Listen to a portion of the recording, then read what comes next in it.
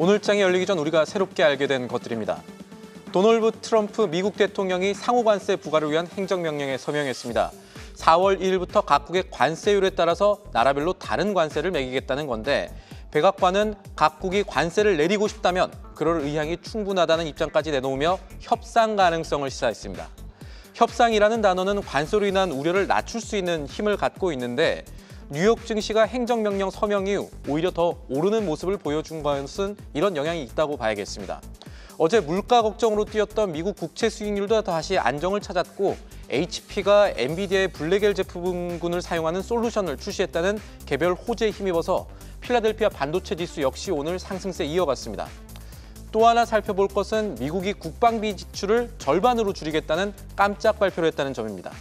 세계 경찰 역할을 해오던 미국이 지출을 줄이면 각국의 방위비는 상대적으로 오르는 효과도 있을 겁니다.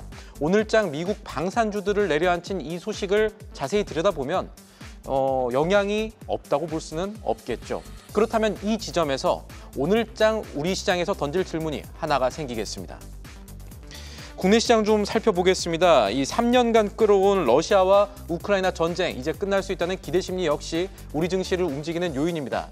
시장에서는 종전 기대 심리에 환율까지 낮아지고 있는 상황에서 협상이 본격화가 되면은 그동안 우크라이나를 우회 지원해왔던 한국한테도 재건의 기회는 있을 것이다라는 논리가 커지고 있는데, 우크라이나 재건에 필요한 자금과 자원만 우리 돈 1,000조 원을 훌쩍 넘는다는 분석 역시 나와 있습니다.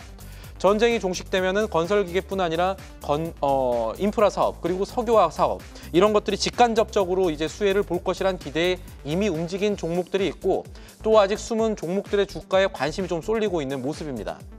오늘부터 주말까지 열리는 민회 안보회의가 우크라이나 재건주들에 대한 투자 심리를 움직일 또 다른 변수로 꼽히는 가운데, 이 내용이 앞으로 시장을 어떻게 움직일지도 살펴볼만 하겠습니다.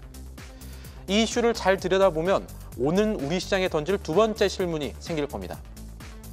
실적 얘기해 볼까요? 이 장마감 후에 게임주 넷마블의 기업 설명회가 열렸습니다.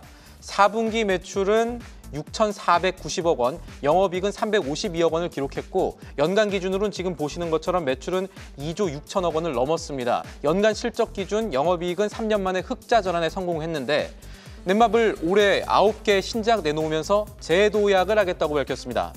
국내 게임 업계가 넥슨과 크래프톤의 양강체제, 이른바 NK 구도로 향하는 중에 나온 이 회사 투자자로서는 그래도 다행스러운 소식입니다. 국내 게임사들의 희비가 엇갈리는 중에 이 각사가 내놓은 계획들을 꼼꼼히 살펴보면 주가의 향방도 어느 정도는 윤곽이 가려질 겁니다. 그래서 간밤에 나왔던 소식들을 되짚어보면 오늘장 우리 시장에 던져볼 큰 질문들은, 일단 상호관세 우려가 완화되는 가운데 우리 증시를 바라보는 외국인들의 투자 심리가 개선될 가능성 따져봐야겠고요. 우크라이나 재건주 호재, 단기적으로 봐야 될 체크포인트와 넷마블의 실적 발표 후 투자 심리 방향성 어떨지 정도로 요약을 할 수가 있겠습니다. 이 화두들이 오늘 시장에 어떤 영향을 미칠지 오프닝 벨이 울리기 전까지 저희와 함께 살펴보시죠. 오늘장 준비하시기 전 조금 더 긴 호흡으로 시장이 움직일 수 있는 소식도 함께 챙겨보실 만합니다. 우리 상장사들이 하반기부터는 비트코인을 비롯한 가상자산을 직접 투자할 수 있게 됩니다. 증시의 관점에서 생각해보자면 앞으로 가상자산 거래소 순위나 흐름에 영향이 있을지, 관련주들을 어떻게 움직일지, 여기에 따른 투자 아이디어가 생길지도 점검해볼 이슈겠습니다. 지금은 스트래티지로 이름을 바꿔던 이 미국의 마이크로 스트래티지처럼 가상자산의 보유량으로 시장의 관심과 평가를 받는 기업들이 우리 증시에도 나올 가능성을 타진해볼 수도 있겠죠. 금융위원회가 그동안에 우리 시장에서 제한했던 것들을 단계적으로 풀겠다는 발표를 어제 내놓으면서 일어난 변화인데요. 지난 2018년 장관이 나서서 암호화폐 가치를 폭락시켰던 이른바 박상기의 난 때와 비교하면 세상이 조금씩 변해가는 것 같습니다.